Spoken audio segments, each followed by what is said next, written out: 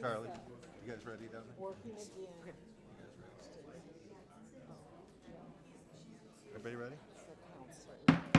I go ahead and ask that everybody please stand and join in the Pledge of Allegiance.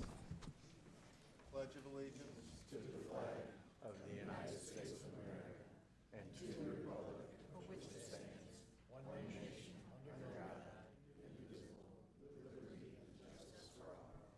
Thank you. If you please remain standing, we'll have a moment of silence for those serving overseas for our country, those serving here at home, our city employees and staff here at City Hall, and our residents here in the city of Hazelwood. Most importantly, any one of us that might have lost a loved one or a friend here recently, let's please remember them.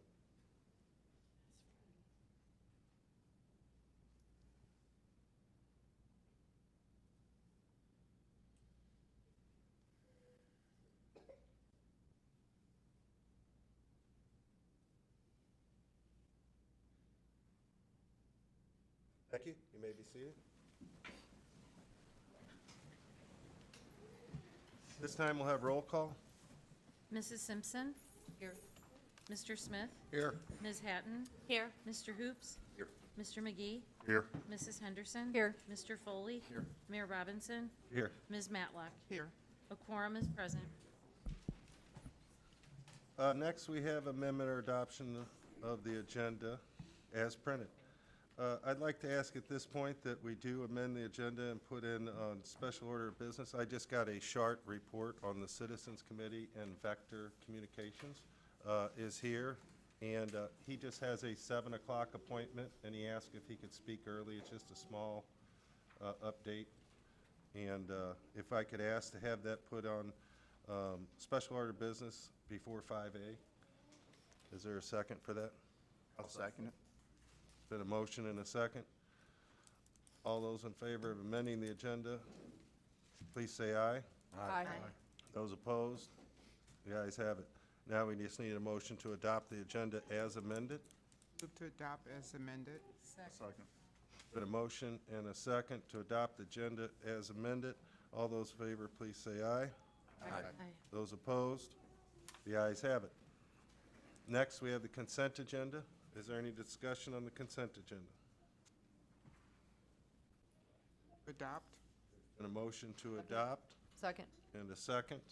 Any further discussion? Hearing none, this is a roll call vote. Mrs. Simpson? Mr. Smith? Yes. Ms. Hatton? Mr. Hoops? Yes. Mr. McGee?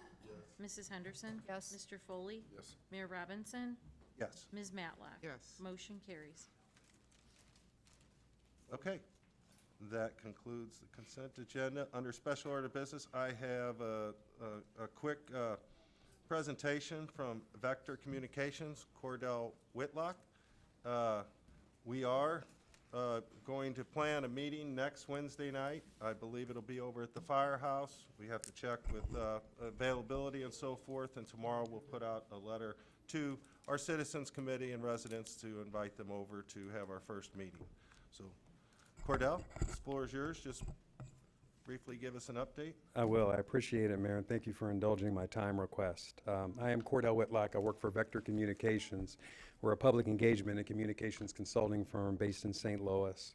And we were brought on board to basically craft a public education plan for Proposition 1. So to be clear, we are not here to advocate for Proposition 1. It's our job to make sure that voters are as informed as possible before they cast their ballot on August 4th. And I just wanted to give you an update as to our priority right now.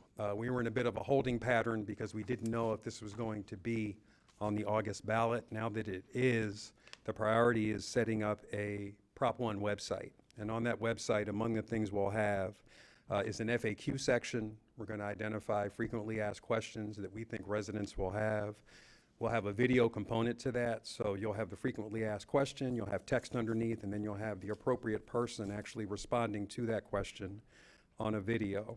We will also have pictures on the website. We had a professional photographer come out back in December to document different areas of the firehouse. So we will have pictures on the website with captions accompanying those pictures. As the chief mentioned, there is a citizens meeting next week. I'm told it's next Wednesday. We will be presenting at that meeting, answering any questions that residents have. And then finally, we have a open house scheduled July 11th at Firehouse 1. Some of you may recall, we had our first open house way back in October, October 4th. We were expecting maybe 30 or 40 people. We had well over 100. The fire department actually ran out of hot dogs and hamburgers, which was a great problem to have, but it really gave the community an opportunity to come out.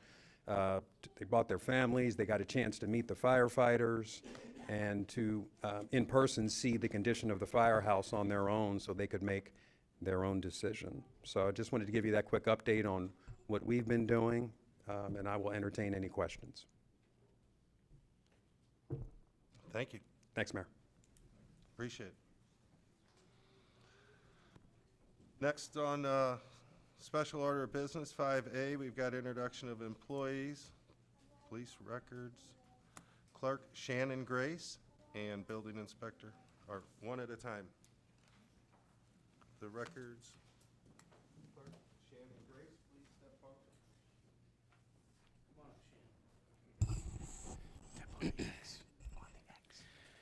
Good evening, everybody. I've got Shannon Grace here with me. Shannon was born and raised in Hazelwood, Missouri, alongside her parents, Brian and Diana Grace, who are here this evening, and her younger sister, Erin. Hi, Erin.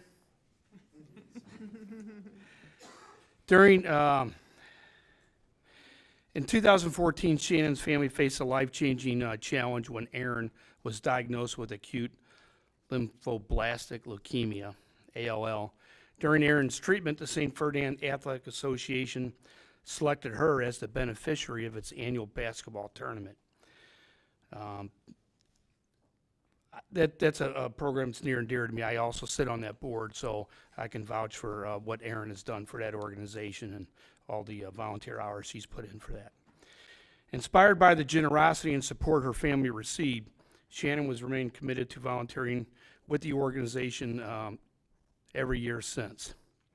In 2019, Shannon traveled to Spain with their soccer team to compete in an international tournament, where she proudly scored a goal. Since 2001, she has worked at the Hollywood Casino Amphitheater, gaining valuable experience with people from diverse backgrounds. She graduated from Hazelwood West School in 2023, just a couple years ago, right? In her free time, Shannon enjoys reading, watching movies, and spending time with her two cats. She is excited to begin her career with the Hazelwood Police Department and looks forward to learning, growing, and serving the community she has always called home. Welcome aboard, Shannon.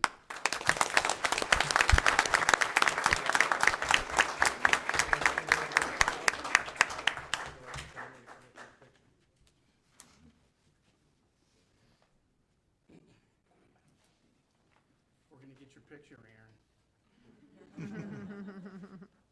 Aaron likes pictures.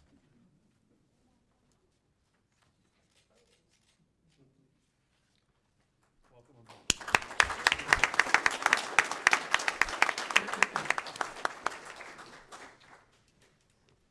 Next, we have building inspector Michael Roy.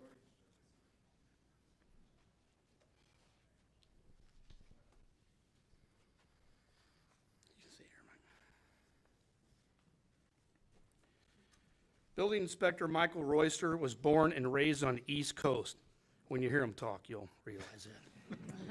Just outside of Boston, Massachusetts. He grew up with his two brothers and his proud father, and he's a proud father of his son, James C.J., who was raised in Rhode Island, correct? C.J.'s not here tonight? Correct.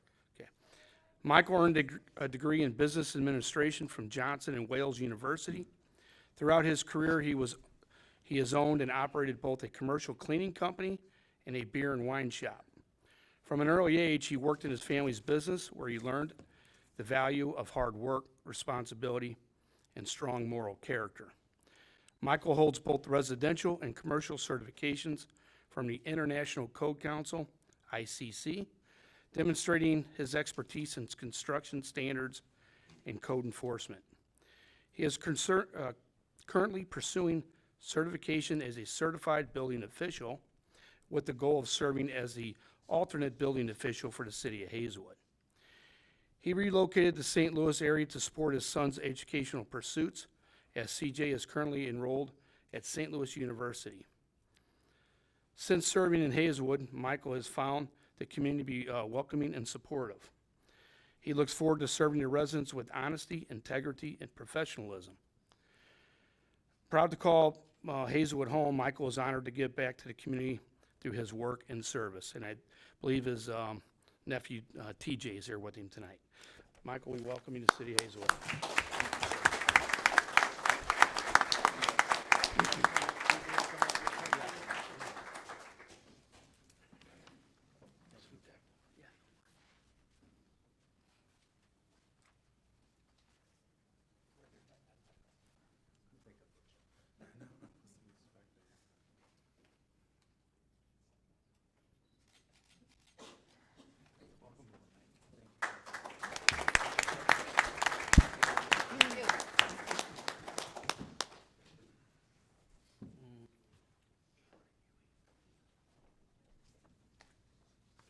Next, we have Cameron UE, and regarding the Eastern Missouri Grid Transformation Project.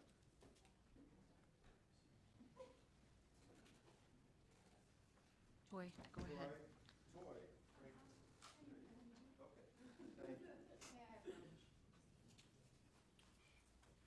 If you can I don't know which way is Flip better the- for me to. flip the mic back the other way and stand this. Thank you. Thank you.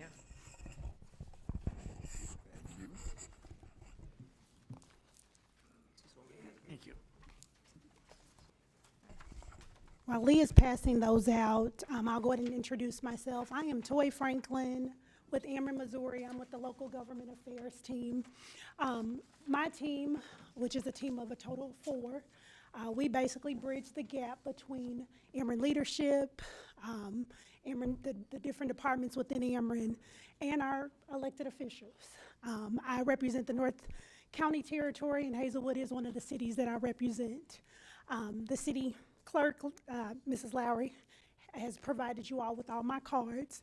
So whether there is a vegetation issue, an outage issue on response time, I ask that you do reach out to me and contact me. I'm your direct contact to getting things done, really.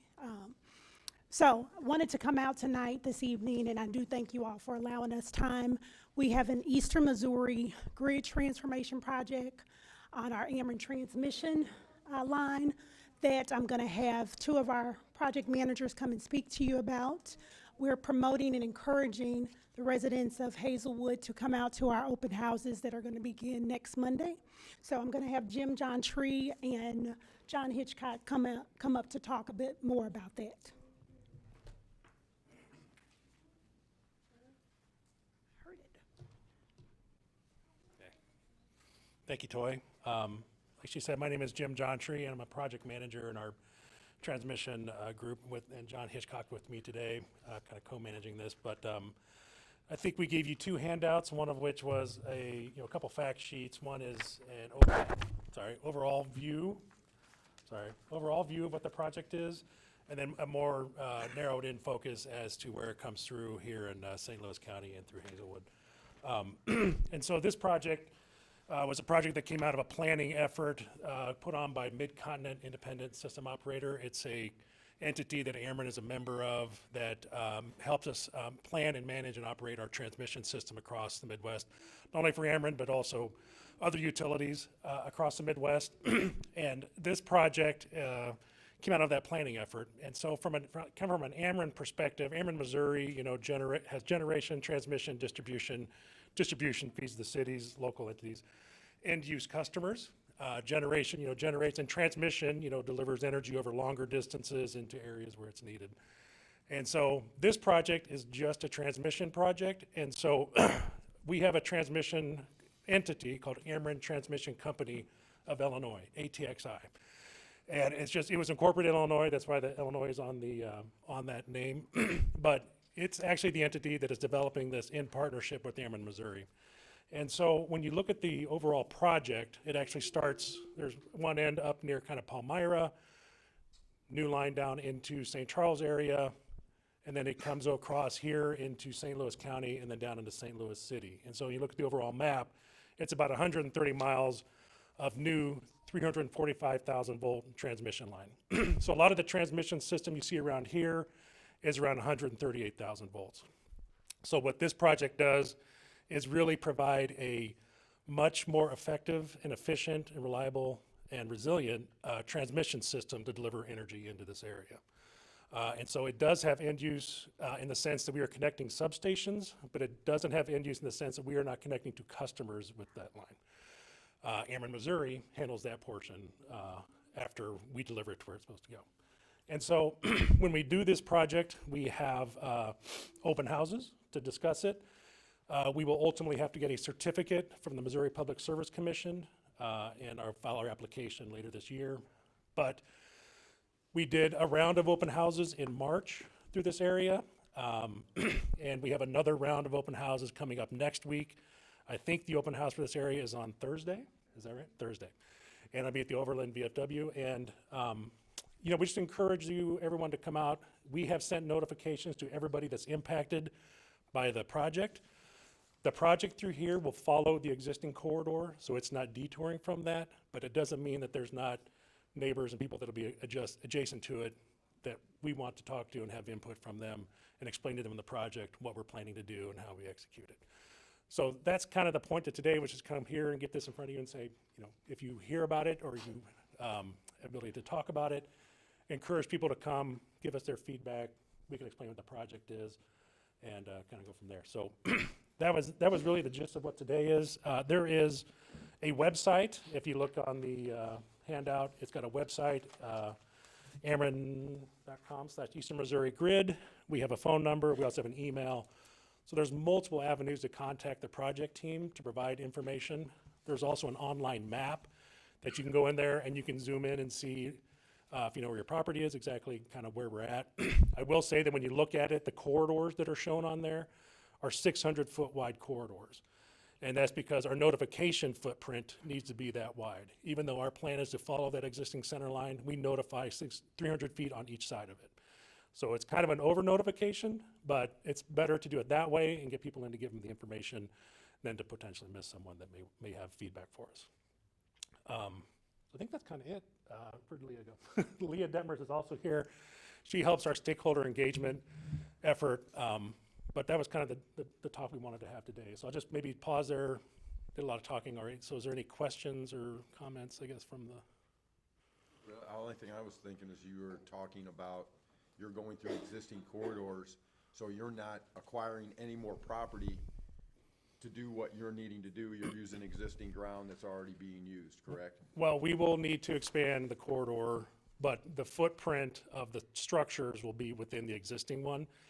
But we will need additional rights adjacent to it, because at the higher voltage, you do need additional basic width, make sure that we can safely and effectively. Taking down, like, say a line set, you're taking down a line set and putting a new line set up that's higher volt, or you're Yep. adding to what's existing?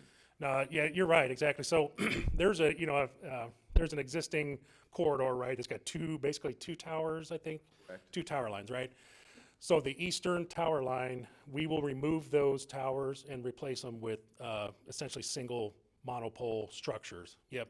So that'll come out, we'll put a new one in that same footprint. But it's higher voltage, bigger conductor, bigger phase spacing. And so we will need additional right-of-way in places to make Yeah, sure. this was kind of looking at, I've seen the spaces before. I was wondering if you were like trying, how you were going to add to what's existing, so you're not actually adding to what's there. You're taking something out. Yep. And then using what was there. Yep, exactly, Okay, yep. perfect. So, Thank you. I appreciate your Mhm. input. Any other questions? And I think we can email these if we want copies of this too. Where's the clerk? I'm sorry. Clerk's over here. So we can email this to you for these as well. Yeah, Okay, thank you. Thank you. thank you. Appreciate it. Thank you. Sure.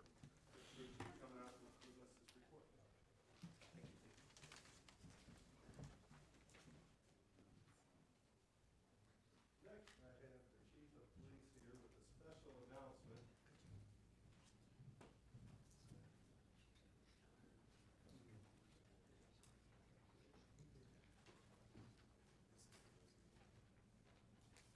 Sergeant Benning,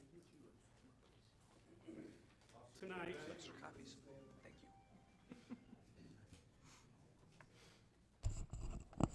tonight, the city is going to, and we are all going to honor Sergeant Benning on his retirement from the Hazelwood Police Department. And I've got a few words. The mayor and the council are allowing me to speak a few minutes before the proclamation is given. Thank you very much for that. Sergeant Tim Benning, who we lovingly call Sarge, joined the Hazelwood Police Department on January 16, 1989, after serving 6 years with the Jennings Police Department, and went on to complete an extraordinary 43-year law enforcement career marked by dedication, leadership, and service to the community. Throughout his career, he served in a variety of assignments: patrol officer, detective, North County MEG unit investigator, field training officer, school resource officer, and supervisor of the neighborhood action team. Sarge, I think I've forgotten that you were also evidence technician at the same time, wasn't it? Yes. He was promoted to sergeant on January 3rd of 2021, where he continued his leadership in the neighborhood action team.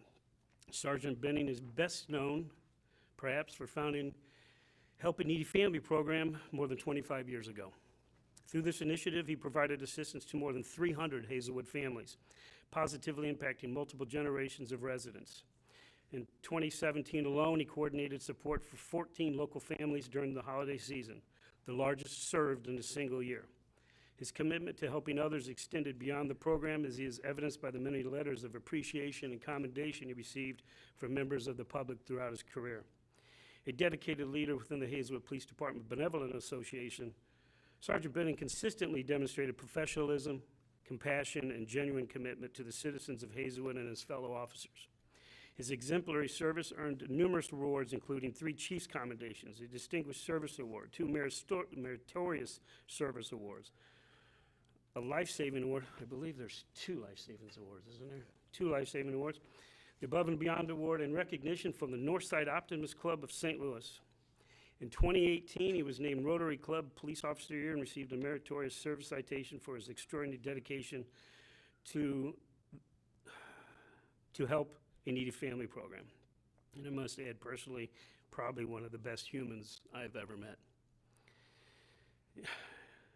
On behalf of the mayor, city council, and city administration, and the residents of Hazelwood, we extend our sincere gratitude to Sergeant Benning for his outstanding service, unwavering dedication, and lasting contributions to the community. We shall wish him a long and healthy and well-deserved retirement.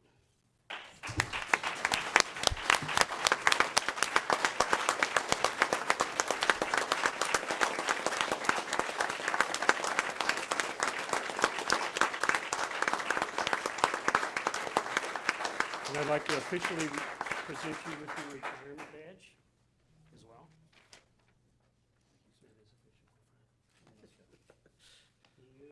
Since I gotta go. It's the proclamation.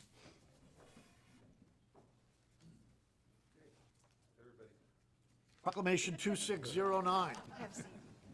Whereas Sergeant Timothy Benning has dedicated more than 4 decades of exemplary service to law enforcement and the citizens of North St. Louis County, beginning his career with the city of Jennings on December 2, 1982, and continuing with the city of Hazelwood beginning January 16, 1989. And whereas throughout his distinguished career, Sergeant Benning faithfully served in numerous assignments, including crime scene processing, field training officer, school resource officer, detective, patrol supervisor, and specialized units, including the Major Case Squad, North County MEG Unit, and Neighborhood Action Team. And whereas his courage, professionalism, and dedication earned numerous honors, including the Citation for Valor, 2 citations for meritorious service, 2 citations for life-saving, 3 letters of commendation from the Chief of Police, and the Above and Beyond Award, and the National Association of School Resource Officers Practitioner Award. And whereas Sergeant Benning's commitment to the community was recognized through honors, including Officer of the Year awards from the Optimist Club of North County and North County Rotary Club, as well as the North County Inc. Community Service Award. And whereas Sergeant Benning was a respected leader and advocate for youth and education, serving in leadership roles with the North County Juvenile Justice Association and helping establish the Missouri School Resource Officers Association, where he later served as president. And whereas Sergeant Benning demonstrated unwavering dedication to his fellow officers and their families through his involvement in the Hazelwood Police Department Benevolent Association and by founding HPDBA Families in Need program in 1994. And now therefore the Council of the City of Hazelwood, Missouri does hereby recognize and honor Sergeant Timothy Benning for his outstanding career in law enforcement and extends sincere gratitude for his faithful service, dedication, and lasting contributions to the City of Hazelwood and the community.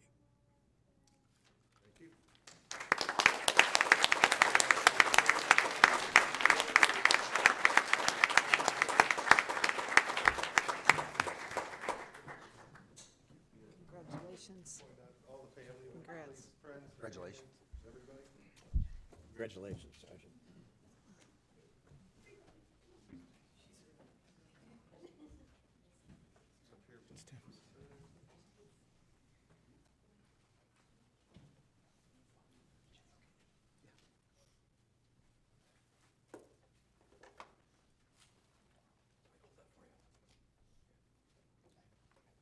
Step back.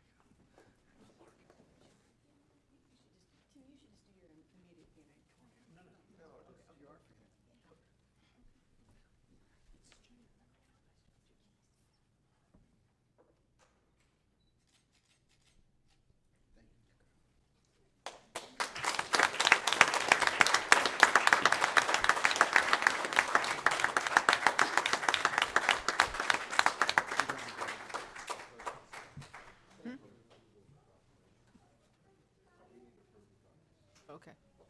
Make a motion to approve the proclamation. Second. Got a motion and a second to approve the proclamation as read. All those in favor, please say aye. Aye. Those opposed? That's it. Close that. Congratulations. That's what I'm saying, like, who would not approve that?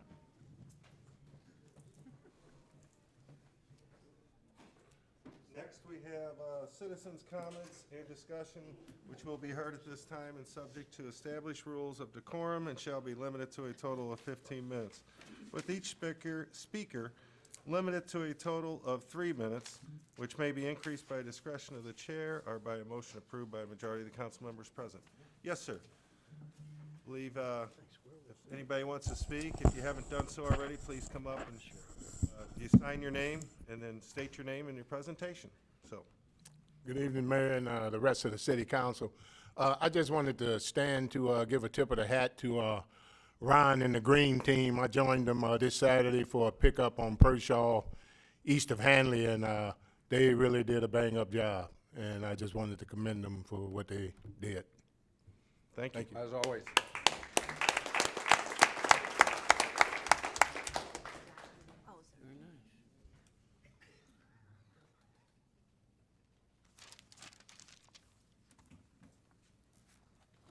Mrs. Royal, Ward 6. It would be helpful if all public domain documentation pertaining to the council agenda were attached to the agenda or the link to those documents listed with the agenda. For those who are interested in the proceedings, easier access to this information prior to the meeting would save time. I just have 2 questions, and hopefully the council can answer them at some point.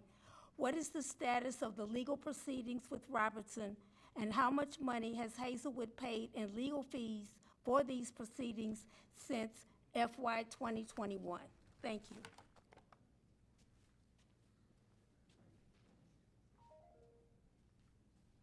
Is there anybody else under citizens' comments?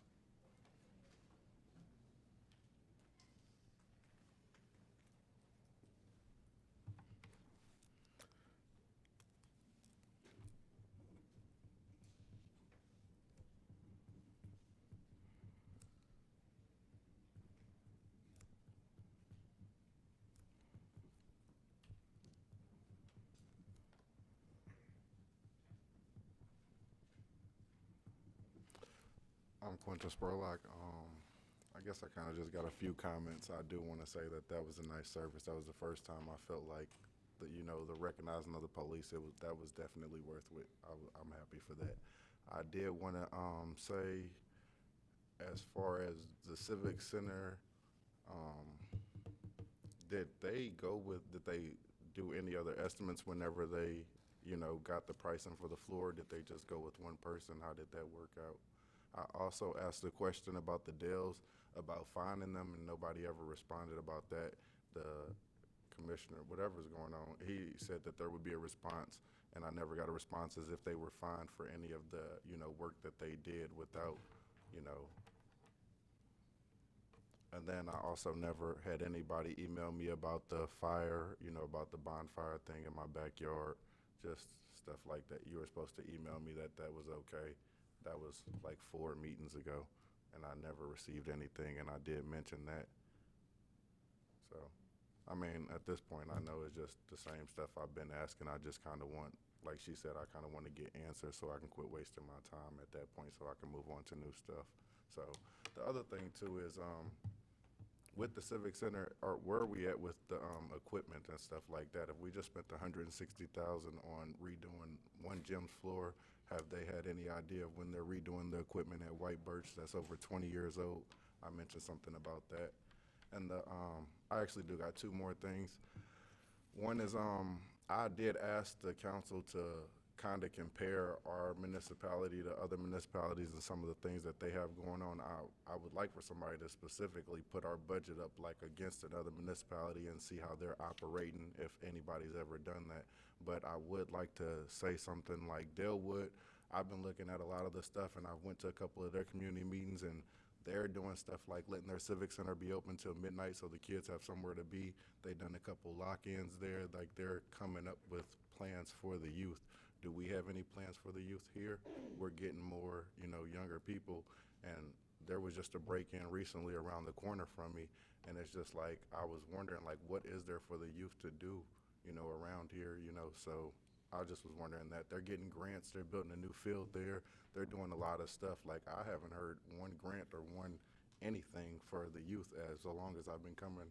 I know I've only been coming for a couple of months, but I haven't heard anything about that. They talk about that at every meeting. They got a plan for the youth. I haven't heard anything here about our youth. So for us to say we have a plan for doing something, I want us to have a plan for the youth, so if we can work on that, that would be nice. Thank you. Thank you. Is there anybody else under citizens' comments? Anything else under citizens' comments? Go ahead and call that portion of the meeting closed. We have public hearings. Under item 8A, we have the North St. Louis County Intergroup Office, Inc., petition for special land use permit. We have our city planner, Cecil Denny. Hi, I am Cecile Denny. I am the city planner. This evening, we have North County Intergroup Office at 7226 North Lindbergh. North County Intergroup Office utilizes space in Hazelwood to facilitate meetings of Alcoholics Anonymous. In addition to holding regular meetings and occasional events relating to battling alcoholism at this location, North County Intergroup also operates a telephone answering service for people struggling with alcohol addiction, a small bookstore with literature on sobriety. The office is staffed from 8 a.m. through 2 p.m. Mondays, Wednesdays, and Fridays, with meetings occurring frequently throughout the day, every day. There is 1 employee on the 8 a.m. to 2 p.m. Monday, Wednesday, and Friday shift. However, the meetings usually have around 10 to 20 attendees, but up to 60 people can come. The 4,840 square foot office and meeting room is part of a larger 3.96 acre storage and office complex. This space contains 1 long meeting room with 3 sets of tables lined end to end and 10 to 15 chairs around each side of the table. Staff recommends approval of the special land use permit for social assistance. And the petitioner is here this evening and would like to.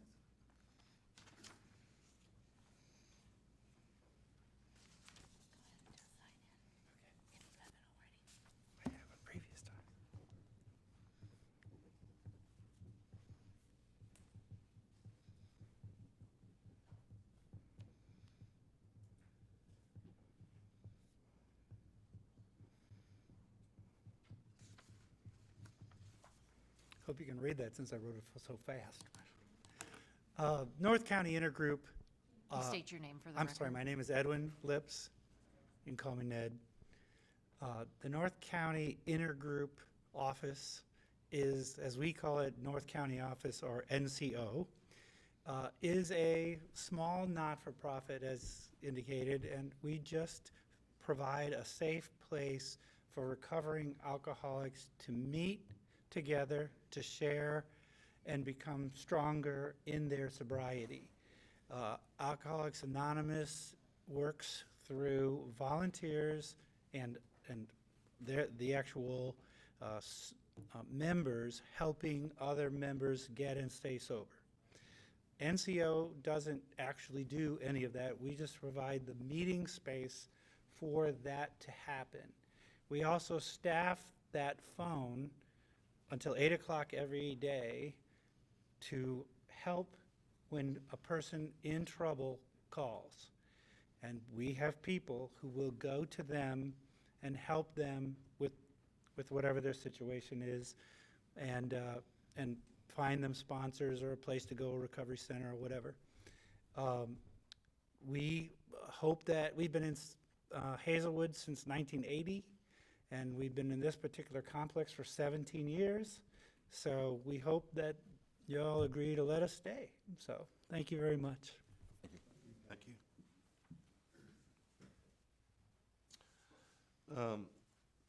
Is that this is a public hearing, requires attention from the public, and we have an open spot for anybody that has an interest in information about this project. If you'd like to step forward, you can at this time with any questions.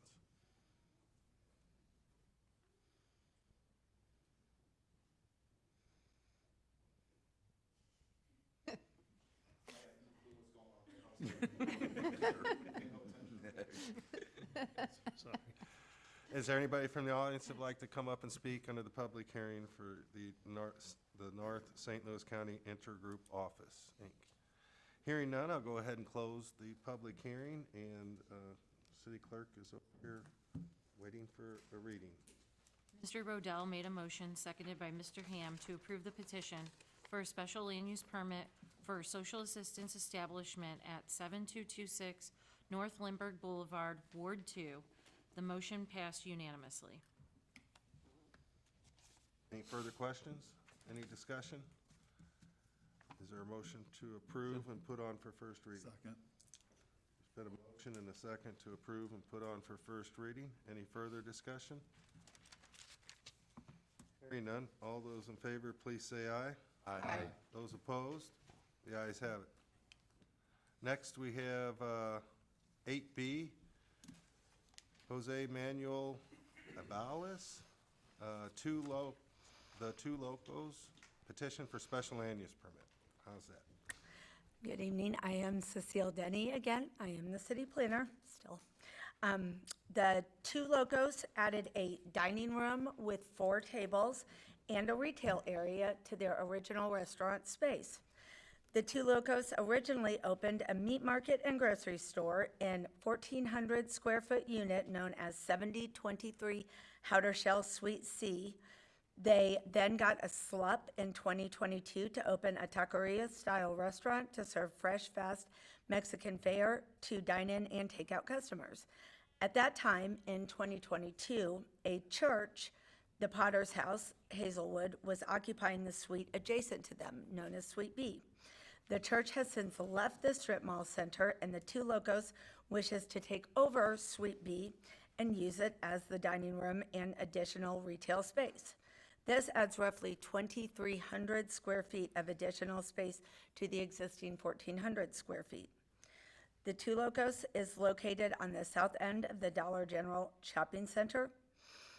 The rest of the shopping center is Zone C2, and the neighboring businesses include Dollar General, Exotic Beauty, Ferguson Optical, and Infinity Styles Barbering Salon. Staff recommends approval of the petition for special land use permit expansion for a newly expanded lot. The petitioner is here this evening and would like to say something.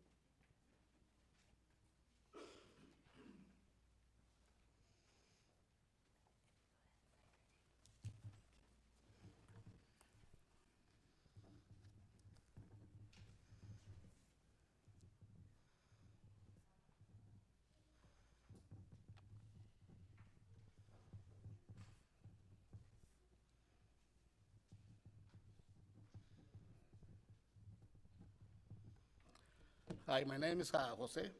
I'm an owner for Two Locos. Yeah, and the reason we come in here is because we're gonna extend the place for the Two Locos. I think it's, they make a good position and everything. The people like it, all the food we are cooking. But the permits, we take the place for the church. There was a church on the side. So we're gonna extend it for the two, 4 more tables in the back and in the front. The place we're gonna put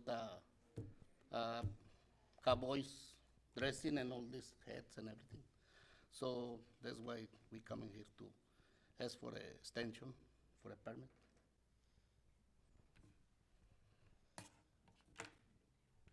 Thank you. If you could, please step aside. And this is, again, a public hearing, and any of the public that has interest in this project, now would be the time to come up and speak. Is there anybody from the audience who would like to come up and speak on this special land use permit? Yes, ma'am. Hi, I'm Joni Hosher. I live in Ward 1. I just want to say I love the place, so I hope you guys consider expanding it, because, and I hope they expand their menu if they expand the restaurant. So it's some legit Mexican food. Sweet. Huh?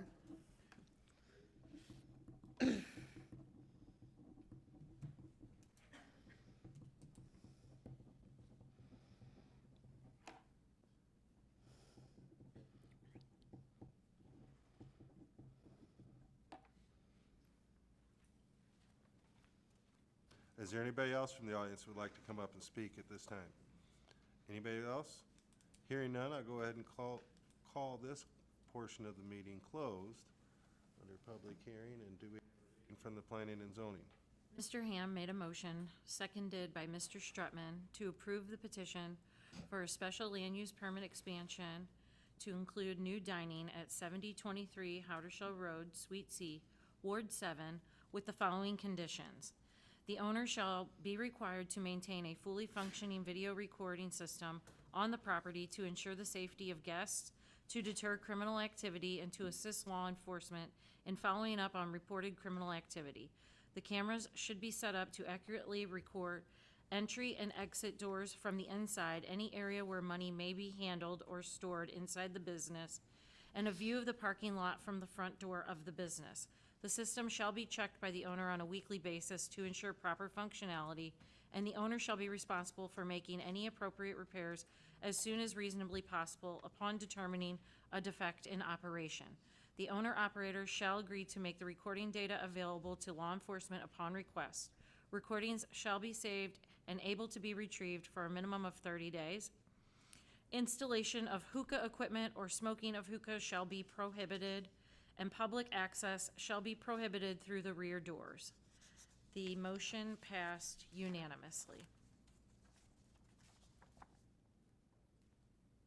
Is there any questions or concerns or discussion from City Council? If not, this would be a motion to approve and put on for first reading. Motion to put it on for first Second. reading. A motion and a second. Any further discussion? Hearing none. All those in favor, please say aye. Aye. Those opposed? The ayes have it. Thank you. That concludes item 8B. Next, we have 8C, West Community Credit Union, 6105 Howdershell Road, a variance to permit an allowable sign. Leave it at that. Cecil Good Denny evening. will explain the rest of it, our city planner. Good evening. Once again, I am Cecile Denny, the city planner, and this evening we have Puro Signs on behalf of West Community Credit Union at 6105 Howdershell Road, Ward 2, requesting a variance to the following code requirements under Section 510.080 of the zoning code. Area.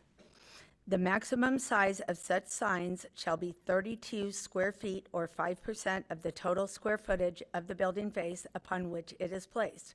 No wall sign may exceed 250 square feet. Puro Signs, Inc., on behalf of West Community Credit Union, is proposing to vary the area allowance of the sign code to 0.52% to increase the allowable area of a sign from 5% to 5.52% of the elevation of the wall the sign is placed on. The proposed area for the south-facing elevation sign is 64.36 square feet, while the allowable 5% of the elevation of the wall would make the wall sign 58.3 square feet. Staff finds that the variance request will not adversely affect traffic or parking, increase fire hazards, adversely affect the character of the neighborhood or the general welfare of the community, or overtax public utilities. And finally, in the words of the petitioner, we are asking the board to consider our variance application for the following: to allow installation of one wall sign facing Dunn Road with direct visibility to I-270. The sign will be approximately 66.33 square feet, which exceeds the 5% allowance. However, we feel the extra size is needed to maximize visibility from 270. It is felt this would be the most attractive option rather than installing a second ground sign on the frontage. The site has street frontage to the north facing Howdershell, the west facing Dunn, and the south facing Brown Road. The proposed wall sign will be their only identifying signage facing south. And the petitioner from Puro Signs is here this evening.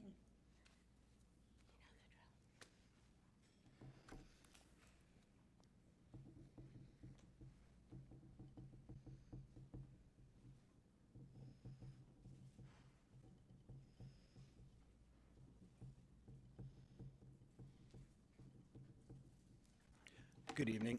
I'm Joe Phillips from Pyro Signs. I'm representing West Community Credit Union on our petition this evening.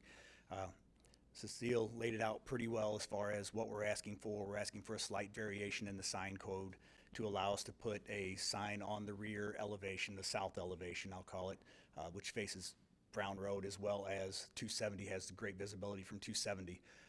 We're slightly over, just a little over 0.5% to go over.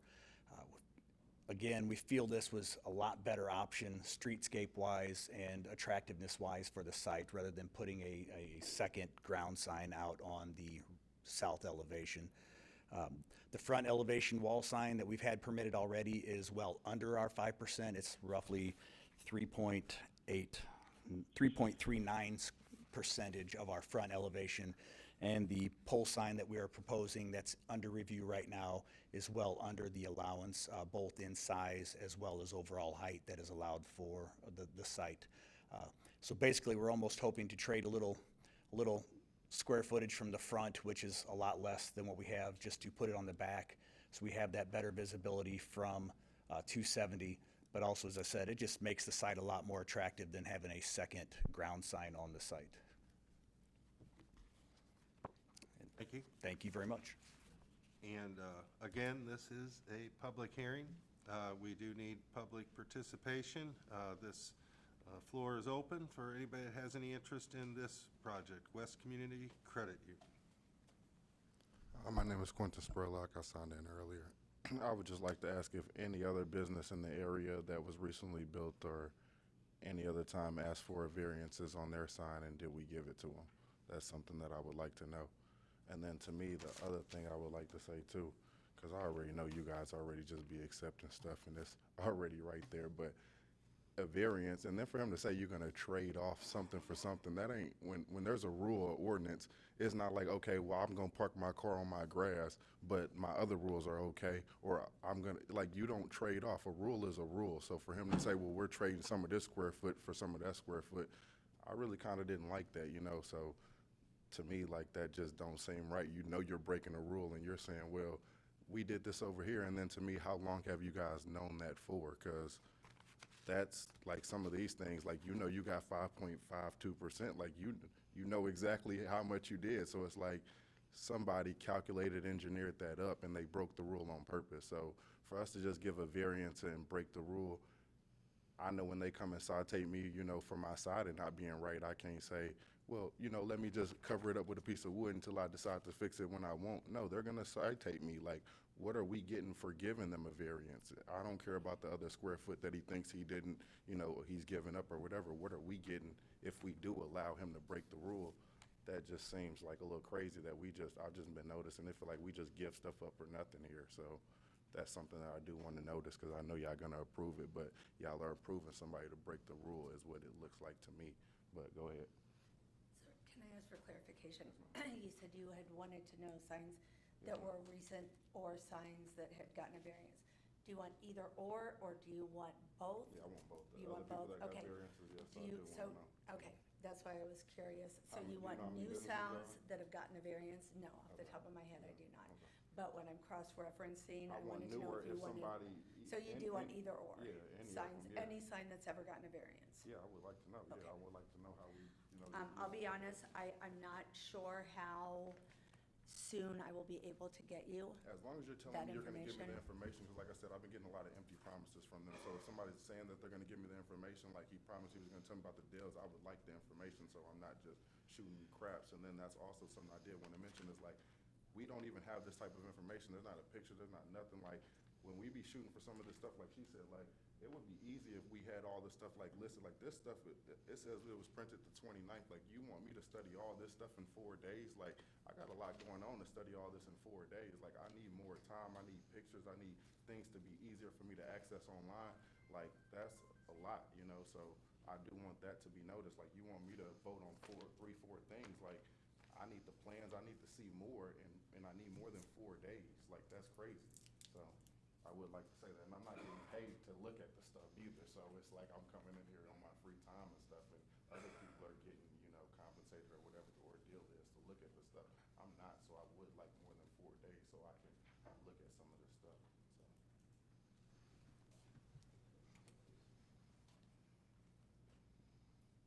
so. Is there anybody else from the audience who would like to come up and speak on West Community Credit Union? Anybody else? West Community Credit Union. Hearing none, I'll go ahead and call this portion of the meeting closed for public comment, and we don't, There is no reading from the planning and zoning. This is just a approval by the city council. there you have it. Is there any questions or? Motion, make a motion. Yes, go ahead, make a motion. Second. There's been a motion and a second. Any further discussion?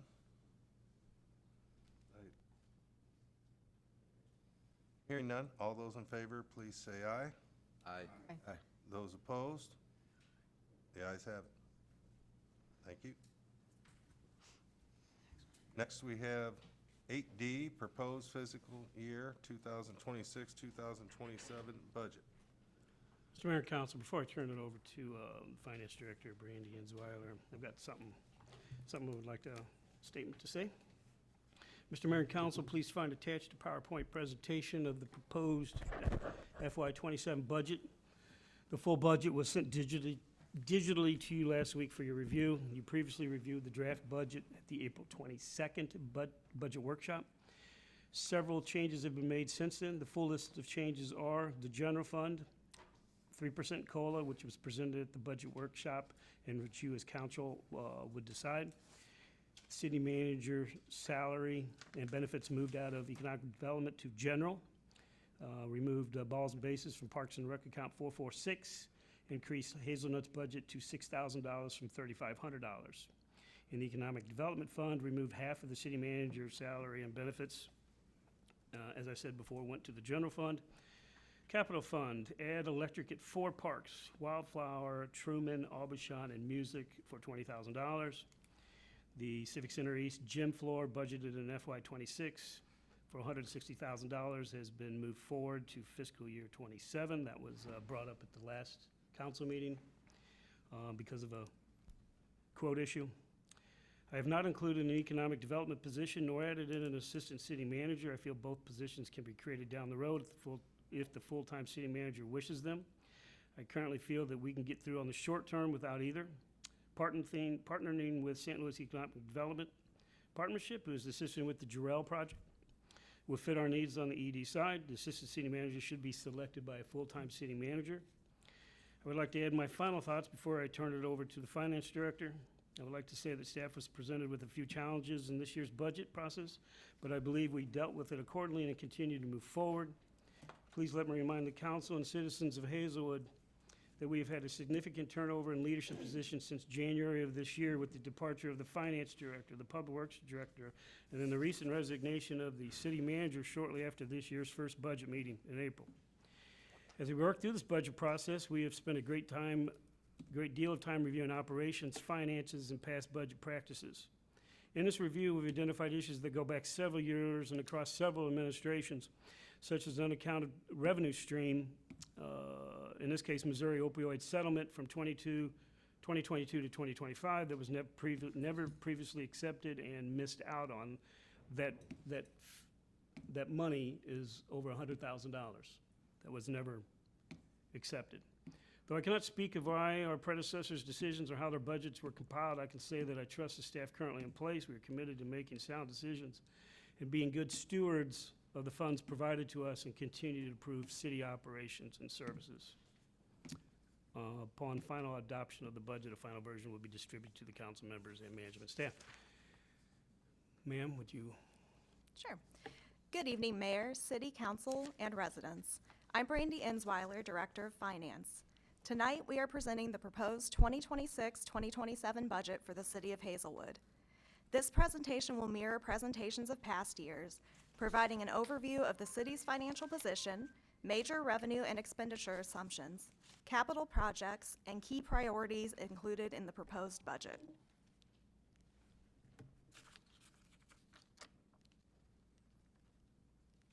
Is it on? Side switch. Nope.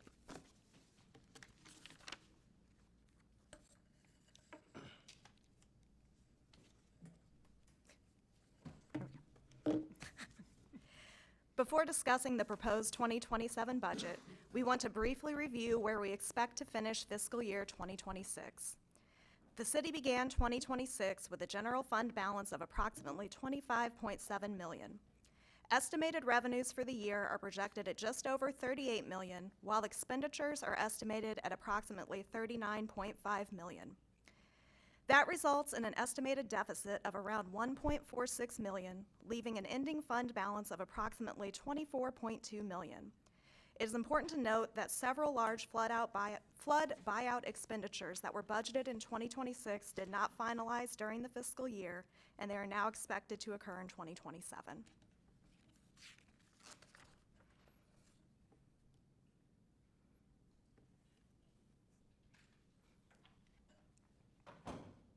Technical difficulties. Please stand by.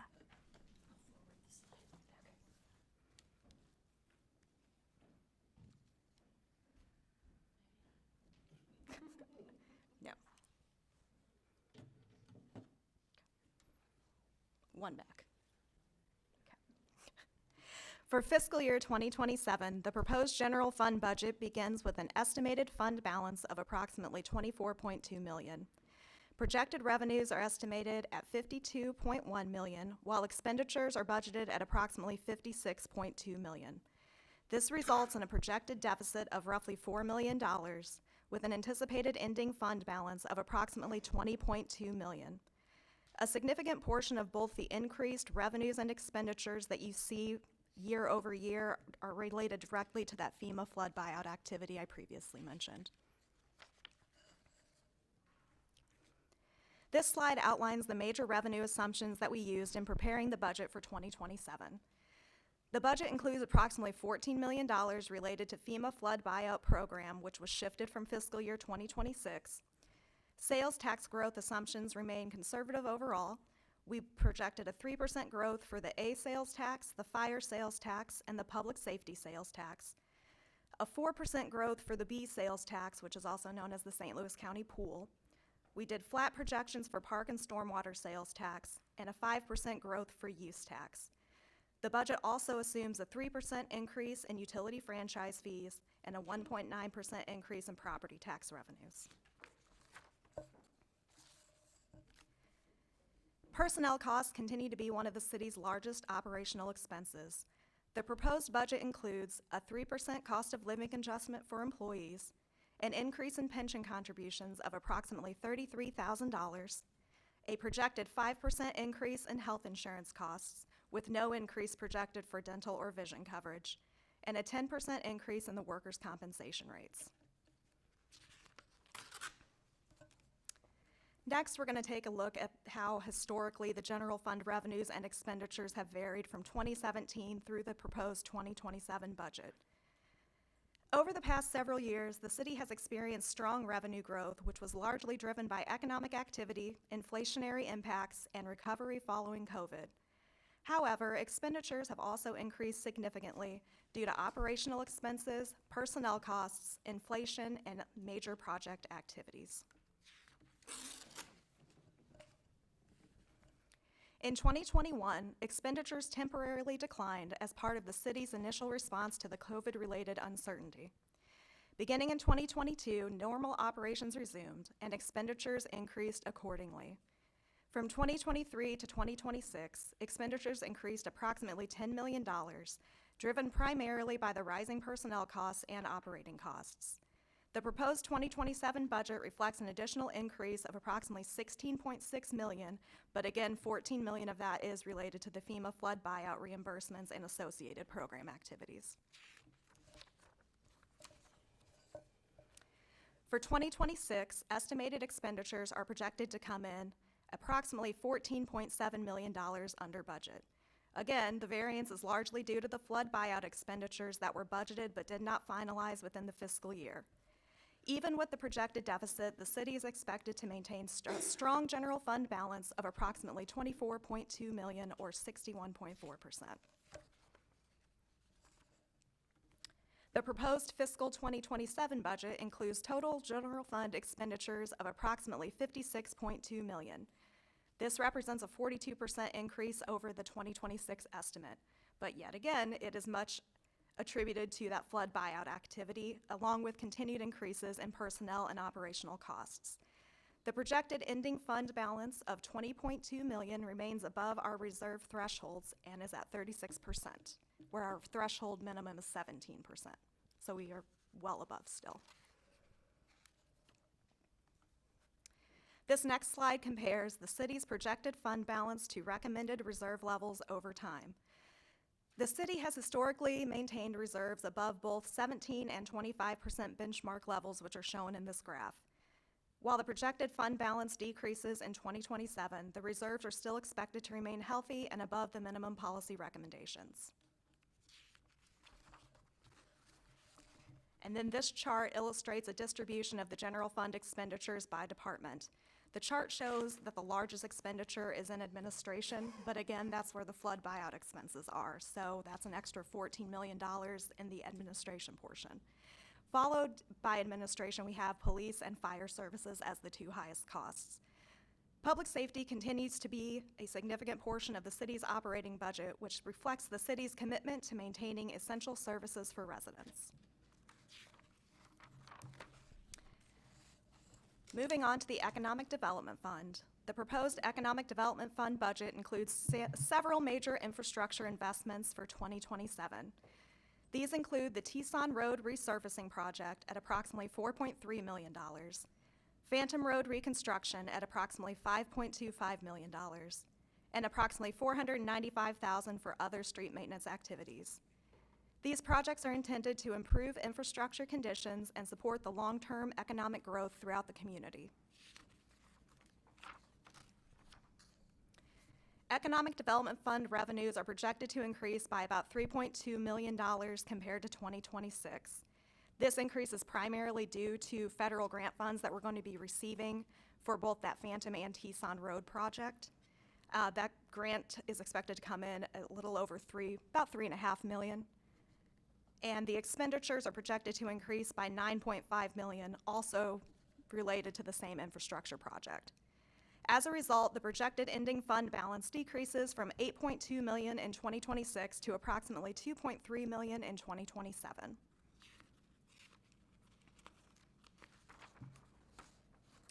The next fund we're going to take a look at is the Capital Improvement Fund. The Capital Improvement Fund is projected to see modest revenue growth in 2027. The primary increase in expenditure is due to vehicle replacement needs, including a new fire truck, which we intend to purchase with a lease purchase over 10 years. We will also be making about $947,000 in debt and prior lease payments. The fund balance is projected to remain stable overall, with an estimated ending balance in 2027 of $1.1 million. This next slide kind of highlights some of our major capital purchases that are included in the budget. This is just a top 20. I think you're, oh, did I? The next one, sewer lateral. No, that's one ahead. That one.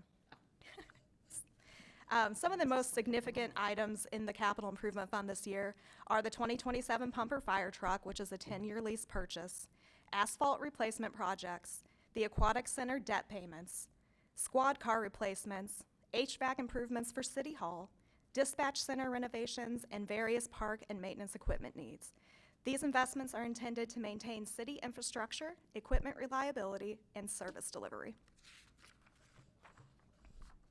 And now we're going to move on to the sewer lateral fund. The sewer lateral fund remains relatively stable. Revenues are projected to remain consistent at approximately $73,000 annually. Expenditures are expected to increase from approximately $65,000 in 2026 to $100,000 in 2027, just based on the anticipated program activity. The fund is projected to maintain a healthy fund balance moving forward. And then this slide is a quick summary of the city's outstanding debt obligations for 2027. Our total outstanding debt is about $1.25 million, with an annual principal and interest payments totaling $1.16 million. This year, it's important to note that the Cabela's Museum bonds and the Aquatic Center debt are both going to be paid off. So the only remaining debt we'll have after this fiscal year are the City Hall windows and another fire truck lease, which is the City Hall windows pay off in 2028, and then the fire truck lease pays off in 2029. And then that concludes my presentation for the proposed fiscal budget. I appreciate the mayor, council, and residents for their time and attention this evening, and I would be happy to answer any questions you may have at this time. Thank you. Thank you for your presentation. Is there any questions from the council members at this point? Question that I have is, if the county's use tax is approved on the August ballot, when would we see that revenue if voter approved? I don't have an exact date on it. The only info I received was trickled down from our prior city manager, but I don't anticipate anything will be able to come in and probably until fiscal 20, the next one, 28. Factored into next year? Yeah.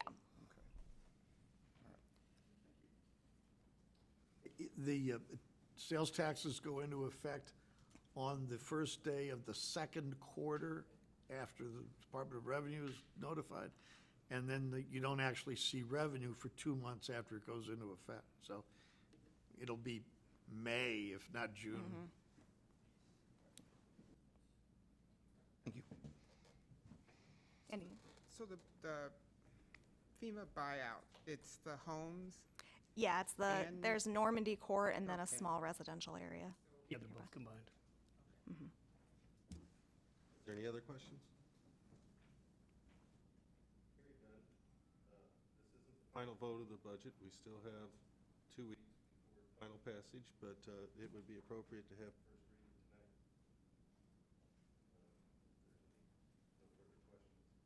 Should put on first reading tonight. Second. There's been a motion and a second. Any further discussion? Hearing none. There's been a motion for first reading. All those in favor, please say aye. Aye. Those opposed? The ayes have it. Thank you very much. Thank you. That concludes public hearings. We have unfinished business. Anything? Did you ask the public?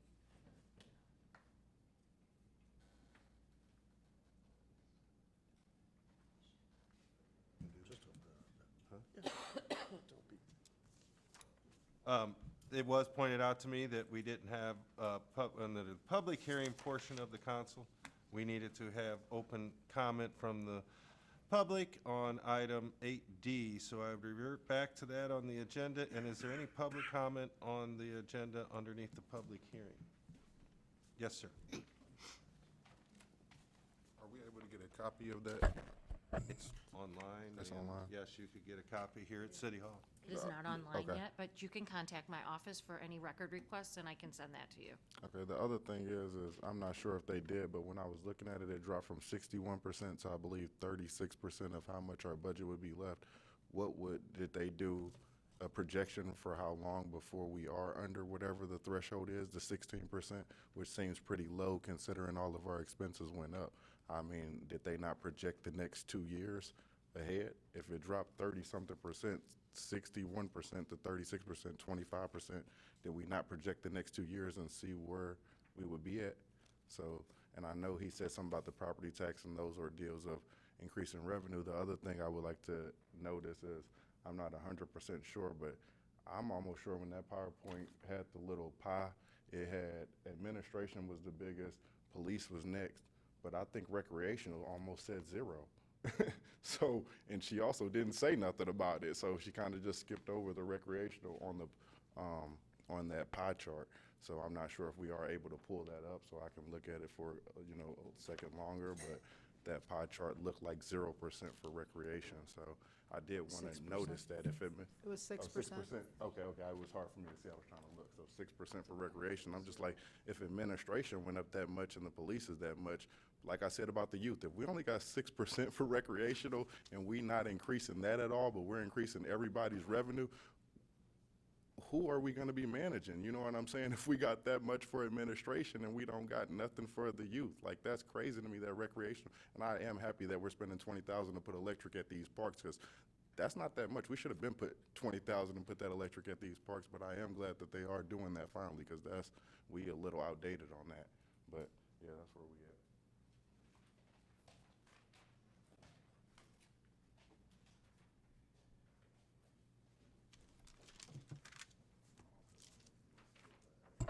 Mrs. Royal, Ward 6.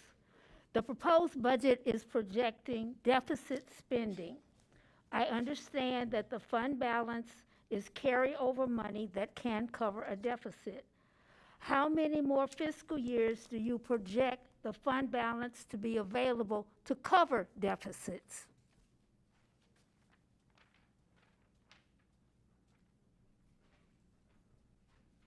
Is there anybody else under the public hearing portion comment? Anybody else? Yes, ma'am.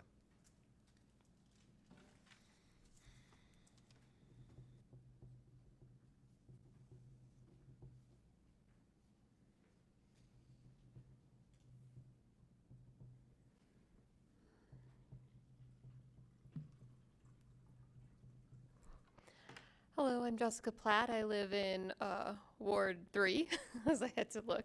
I wanted to comment on what he was talking about.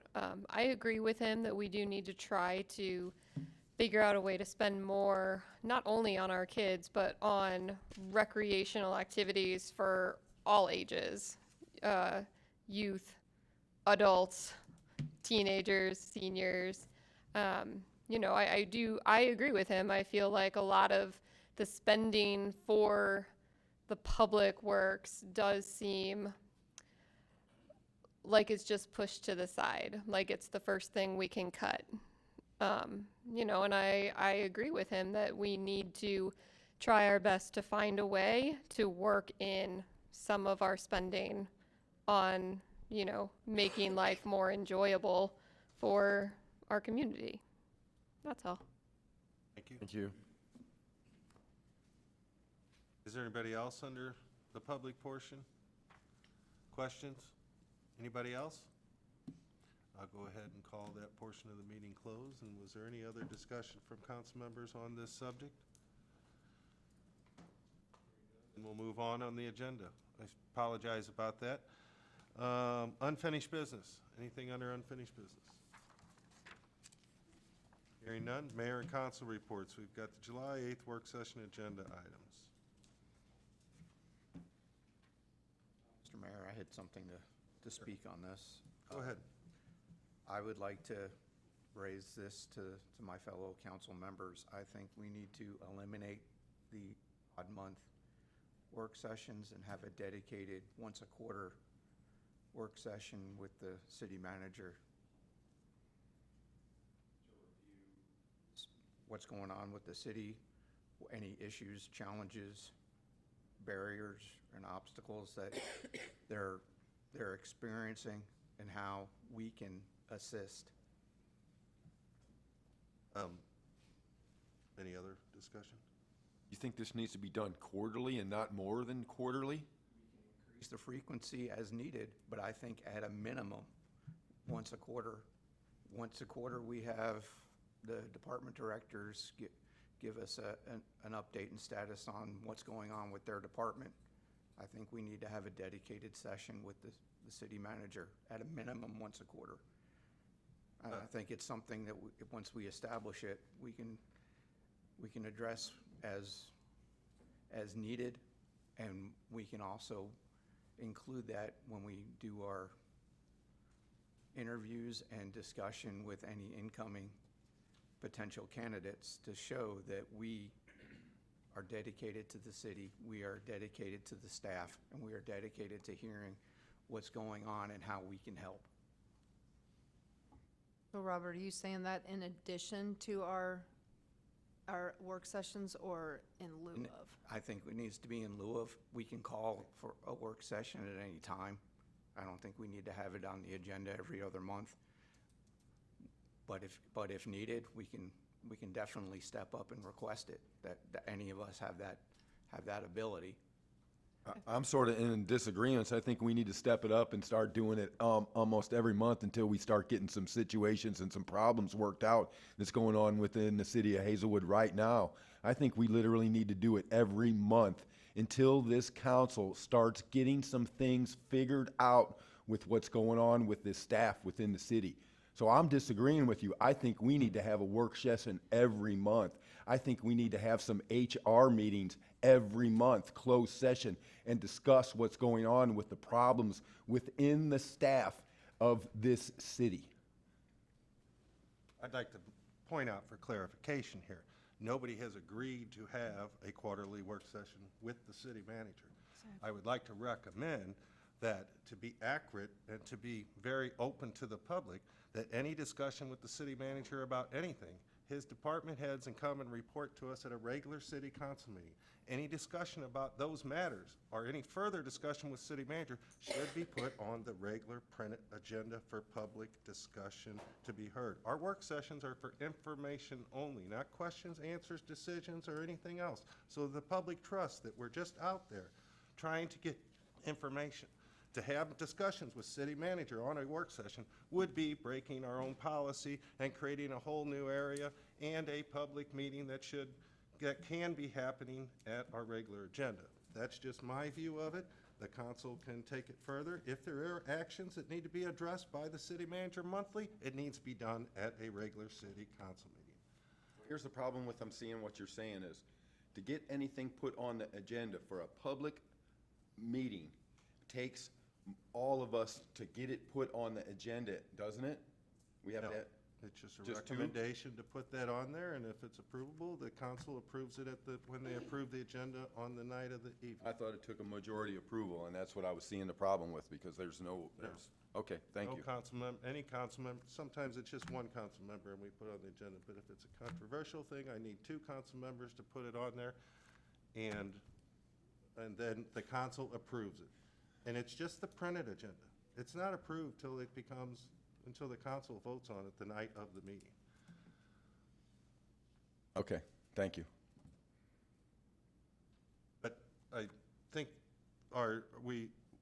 let's just step back a second here. We've gone through this before on redoing the scheduling of the work sessions. It was pretty much dedicated to do it this way because we were just pretty much meeting whenever we wanted to, and the city clerk really wanted to narrow down the future agendas, and that's why it was recommended, and the council agreed. We can have, the only thing that was requested at the time that work sessions were presented was that the city council dedicate the second Wednesday of the month, every month, for a potential meeting, whether it be a work session, public, like we had the town hall meeting at our last one a month ago, something like that. And that the council have one extra date to be available for when needed. And that's worked out pretty good so far. We've pretty much stuck to second Wednesdays on certain things, and you can plan your schedule months out in advance. We probably would not have a meeting on your fourth or fifth Wednesday of the month. You can take vacations at the end of the month. But that's kind of the background. We can certainly do these meetings anytime you want. We can change them from every other month, quarterly, or whatever you guys would appreciate, and we can have those discussions down the road. Is there anything else under that discussion of work session items? Board and commission appointments? Was there? No, sir, but I ask that it's the time of year to consider appointments and reappointments to the city's boards and commissions. And I would like to request the council's assistance in addressing current vacancies and expired appointments on several boards and commissions. At this time, the Historic Preservation Commission does not currently have enough members to establish a quorum, and the Neighborhood Watch Commission is at risk of not having a quorum due to vacancies and expired terms. I recognize that these positions are volunteer roles, and participation can be challenging due to people's work, family, and other commitments. That being said, the continued operation of these boards and commissions is important, and prolonged vacancies are impacting their ability to function as intended. I respectfully ask, again, that the council review the attached roster in your packet, identify current vacancies and expired terms, and consider prioritizing appointments and reappointments where needed. I am happy to assist in any way with this process. Thank you, and please let me know if you need any additional information. Okay, thank you, Julie. 11C, City Manager Executive Search Firm Report and Next Steps. On May 6, 2026, I asked the council members to submit their preferred executive search firms for consideration in the recruitment of the city's next city manager. Based on the recommendations received, along with the information gathered from municipal resources, I have prepared an attached summary of firms for the council's review.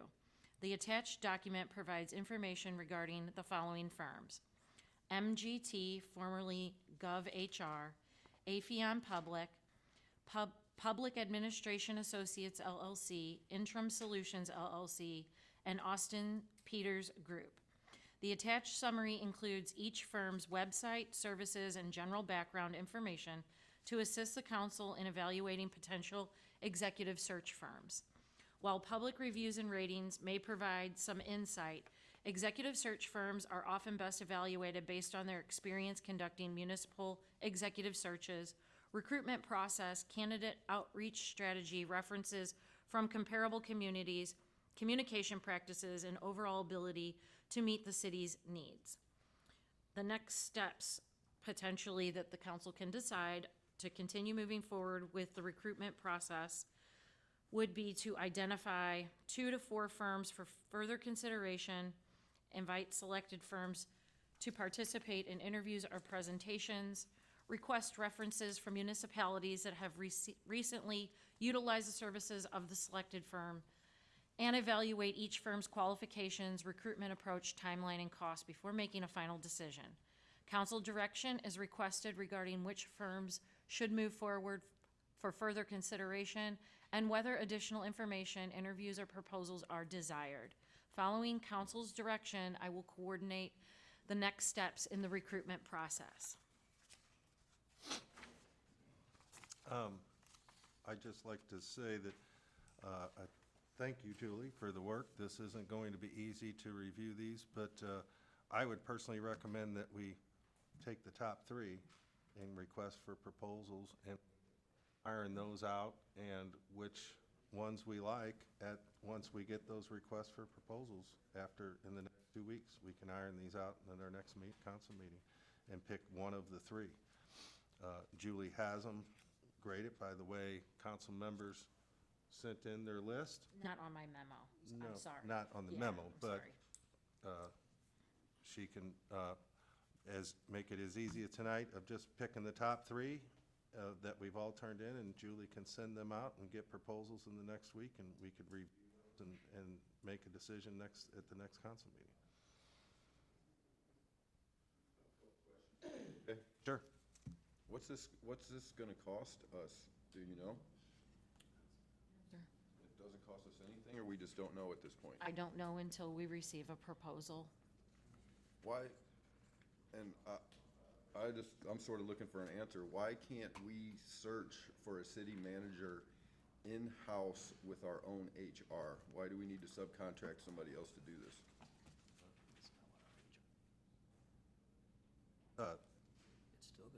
It is the council's hire of the city manager and the city clerk. So it wouldn't necessarily be prudent for the HR manager to be involved in that process. By And- the charter, that is the council's hire. I was just, like I said, I sort of don't know the rules. I was sort of new to this, and we was just having some discussion between some people, and that kind of question came up. Thank you. Appreciate it. Thank you. Good question. Anybody else? Just wondering, are they listed in any particular order?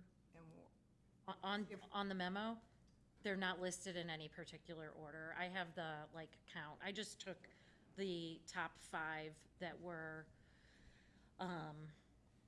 chosen by more than, one. So You didn't list them in an order of, like, everybody picked the number one first? ranking? Yeah. No, because Okay. first of all, I don't want to, Cool. I didn't want to sway a process on how you guys are trying to choose these, but if, I can certainly provide you with the top 3 firms. I do have that written down in like a tally in my office. I think if we, I don't know, discounting the other 2, if they aren't ranked, I just worry about us. If we leave off the bottom 2, they might be more suitable to what we're looking for. I just want to kind of just look through it, let's make our own decision, and then once we get together, we're gonna have to start just eliminating it down and come to some sort of agreement between all of us. I mean, one way or the other, right now, we've got a top 3. We don't know that. Julie would know that. But right now, we have a top 3 that we've all graded and unofficially leaned one way or the other to create the top 5, and we just take, I would say, narrow it down to the top 3 so that we don't have to go out for 5 proposals. To do that, I just think that we need to leave the 5 and, like Kevin said, kind of research these 5s, because 5 is easier to research than what we just recently went through, all of them. She's asking to I not mean, move it down to I 3. could ask- She's saying leave it could at I- 5. A proposal from RFP from all 5 and see who responds. Whatever you feel. It's your guys' call. I can send a request for proposals to all 5, if that is the council's desire. What I was saying, that we can narrow it down to 3. I thought that they were ranked, and that's why the mayor was proposing the top 3. I probably messed up by using numbers as opposed to bullets. no, I sort of assumed the same thing when I looked at it, I was figuring. Could we that just the take the number top was- 3 and have Julie pick what was the top 3, not based on what's here, but I like based that on idea. her tally, and that way we keep it to 3? I like that idea. And then that way it's less work for you, you would only have to get 3 people. Thank you, Julie. Everybody's cool with that, I like that.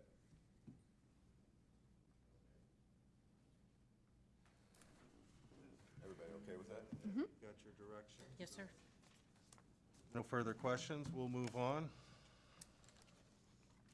City manager job description review.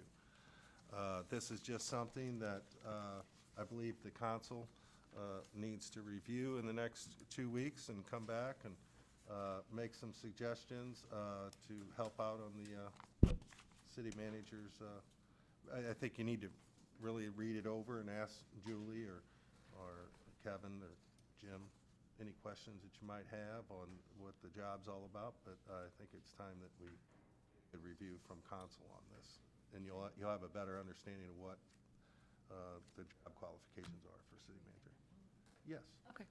Also, on May 6th, I was asked by the mayor and the council to review the city manager job description. Historically, the city of Hazelwood has not maintained a formal written job description for the position of the city manager. Instead, the role has operated under the authority, powers, and duties established within the city charter. specifically Article 3, the city manager.